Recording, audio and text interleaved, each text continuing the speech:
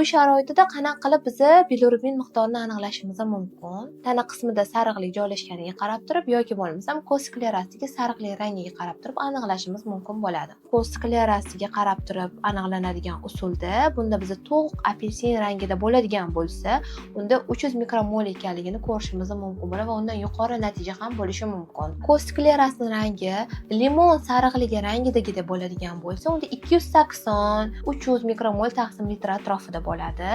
Agar limon kislota rangida bo'ladigan bo'lsa, unda 200 mikromol taqsim litrga teng bo'ladi. Ko'z sklerasi oqish rangda, ammo atroflari biroz sarg'aygan bo'ladigan bo'lsa, bunda bilirubinning miqdori taxminan 70 mikromol taqsim litrga teng bo'ladi. Ikkinchi usul mavjud bo'lib, bu Kramer zonasiga qarab aniqlanadi. Bunda sariqlik tananing ma'lum bir qismlarida joylashgan bo'ladi. Masalan, boshning o'zida yoki kindikgacha yoki tizzagacha, qo'l kaftlarigacha bo'lgan qismlarga qarab turib ham bilirubinni aniqlash mumkin. Bilirubinning miqdorini oshishi nimasi bilan xavfli?